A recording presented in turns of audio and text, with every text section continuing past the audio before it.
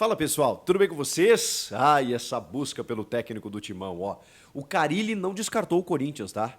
Concedeu entrevista coletiva depois do seu jogo do Santos contra o Ceará, falou sobre o Timão e vou te contar detalhes. Tem também o Ramon Dias cada vez mais distante. Mudou tudo. E Carlitos Teves oferecido. E uma perguntinha pra gente fechar. E Rafael Larutia, hein? Bom, chega mais, eu sou o Chico Garcia, inscreva-se no canal e vamos juntos!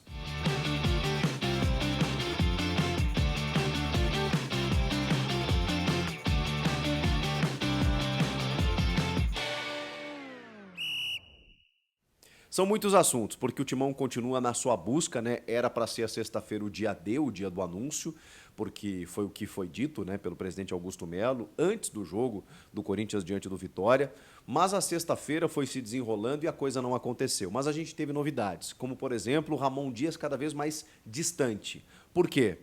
O Ramon Dias, primeiro, ficou incomodado com esse banho-maria, com esse, digamos assim, com esse cozinhamento do Corinthians em relação ao seu nome, porque está focado em outras situações, eu já vou te contar a respeito, e o Ramon Dias está se sentindo desprestigiado. Mais do que isso, começou no meio da negociação a pedir vencimentos em dólar e tudo mais, e aí isso também desagradou o Corinthians, que deixou o argentino lá esperando. E aí a situação acabou saindo do controle e afastando esse nome do Corinthians. Até porque, eu falava para vocês no vídeo anterior, se fosse para ser o Ramon Dias, ele já estava anunciado. Tem a questão do Vasco, né, que ele precisa resolver, assinar a rescisão efetivamente, né, e depois procurar os seus direitos na justiça, porque ele está registrado no BID ainda como técnico do Vasco, mas isso seria resolvido se ele quisesse trabalhar em outro clube, como vai ter que ser resolvido se ele quiser trabalhar em outro clube ali na frente. E ele já tinha dado o ok para o Corinthians. Então o Corinthians procurou o Ramon, como procurou o Fábio Carille, vocês sabem disso, como estava atento no mercado, mas não efetivamente fechou com nenhum dos treinadores, né? E o Ramon Dias ficou esperando e a coisa não aconteceu, depois fez uma pedida um pouco que saiu do controle e a coisa não aconteceu. Enfim, o fato é, se fosse para ser o Ramon Dias, ele já estava anunciado, já estava até trabalhando e comandaria o clube diante do Cruzeiro nesse próximo domingo. Então, não será o Ramon Dias e a gente imaginava isso. Ao longo do dia, se houvesse um anúncio mais cedo, bom, resolvido. Se esse anúncio não fosse acontecendo ao longo do dia, tem uma espera aí que está acontecendo e que a gente precisa falar sobre isso. Durante o dia também, as informações foram chegando de que o presidente Augusto Melo está fortalecendo uma convicção no nome do Fábio Carille. Esse nome está dividindo opiniões, mas pelo que eu estou sentindo, talvez até porque a rejeição seja mais barulhenta, né, uma certa rejeição por parte do torcedor, apesar dos títulos conquistados, apesar da história que ele tem no clube, pela identificação, sei lá, o torcedor, tô lendo aí pelo termômetro, tá? Vocês nos comentários aqui podem até me ajudar, de que o torcedor queria olhar para frente, né? Entende o Carille como um cara mais defensivo, ele treinava as defesas de Mano Menezes e Tite no período que ele passou como auxiliar, na época em que ele foi treinador, visava mais o aspecto defensivo, embora eu já falei muito sobre isso, né, que 2017, até pelas peças que ele tinha, não era um time só defensivo, né, ele tinha um Guilherme Arana, ele tinha um Maicon no auge, ele tinha um Rodriguinho gastando a bola, ele tinha um Jô artilheiro, ele tinha possibilidades, o Jadson também, mas realmente ele priorizava a defesa, mas também jogava para vencer. Era objetivo, era pragmático, tal qual os times do Tite são. O Tite no Flamengo tem sido assim também, e muitas vezes questionado pela torcida, né? Porque no Flamengo tem que dar espetáculo e o Tite joga pelo resultado. O Carille aprendeu muito isso, foi forjado dentro dessa escola e joga dessa maneira. Mas, enfim, eu entendo o torcedor tem todo o direito de querer outra situação. O fato é que o mercado não está auspicioso nesse sentido. Mas o Augusto Melo entende que o Carille, pela identificação, por conhecer o clube, por ser um cara que conhece o futebol brasileiro, até por esse objetivo pragmático, né, de salvar o time, seria uma solução mais caseira, mais efetiva, mais imediata, mais prática, mais rápida para poder resolver a situação. Só que o Carille está empregado. E a gente já falou aqui que o Marcelo Teixeira não foi comunicado, não foi procurado e já se manifestou dizendo que não quer liberar o Fábio Carille. Só que sempre o Corinthians tratou com o Fábio Carille. E como o Carille demorou para responder em determinado momento, a gente meio que se voltou para o Ramon Dias. E eu já falei sobre isso, né? Alguns colegas me perguntaram assim, pô, torcedores, né? Pô, a imprensa está meio confusa, né? Uma hora é Ramon Dias, outra hora é Carille. Não, não é a imprensa, gente. É o Corinthians que não se decide.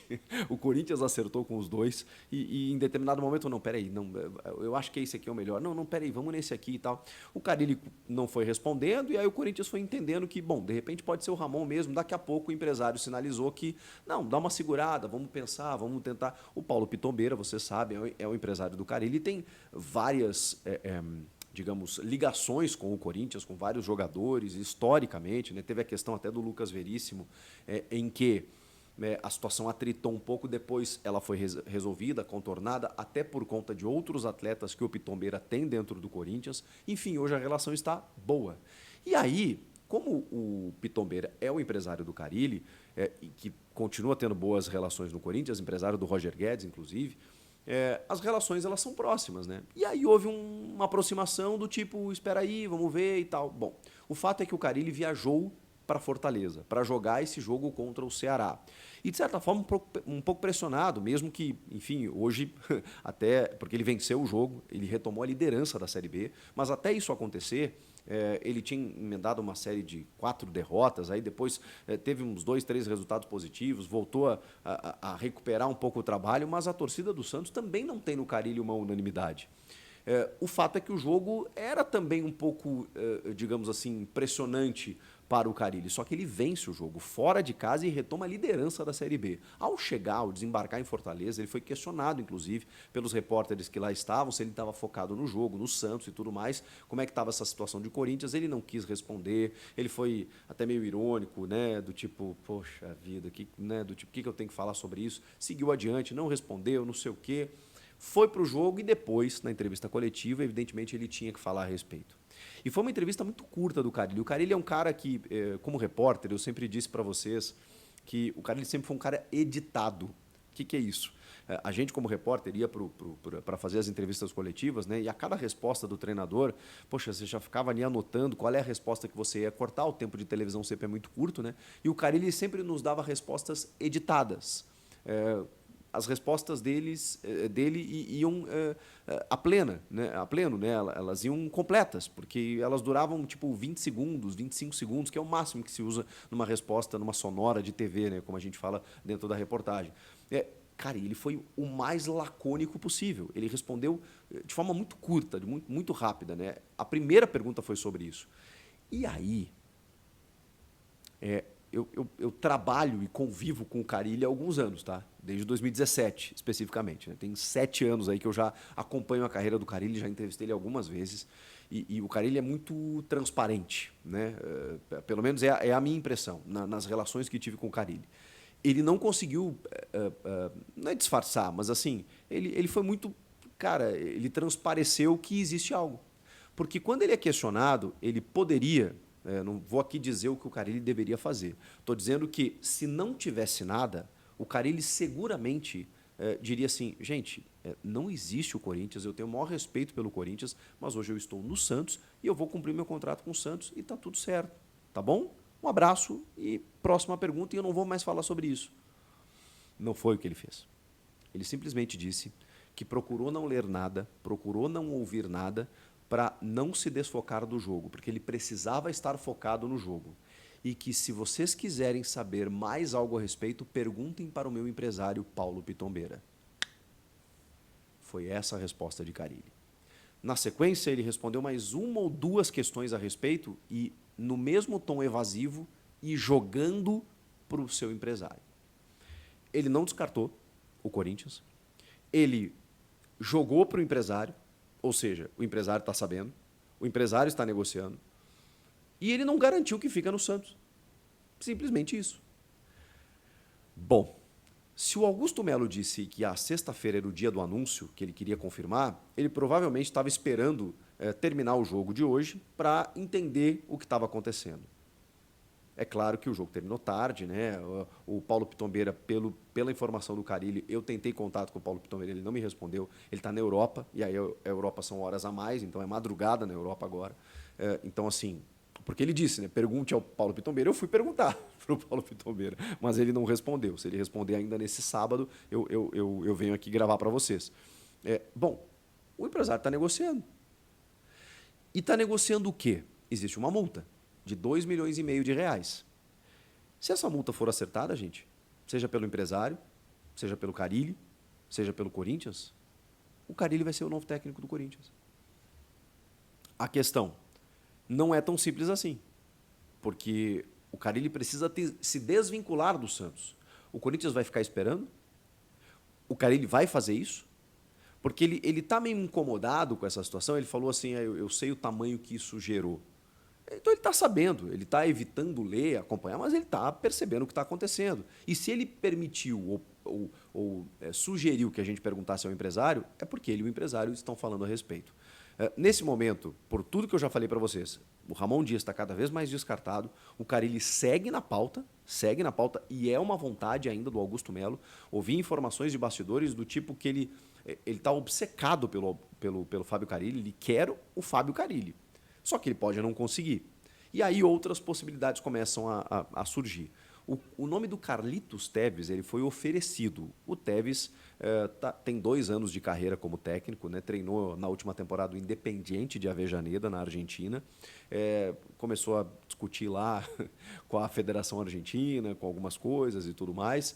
Foi oferecido, mas o Augusto Melo rechaçou, até pela digamos assim, iniciante carreira de Tevez como técnico, embora o grande nome que ele tenha no mundo do futebol, ídolo do Corinthians, o grande nome daquele Brasileirão de 2005, um cara que jogou em grandes clubes da Europa, mas, assim, como técnico, está começando a carreira, e o Augusto tratou de descartar.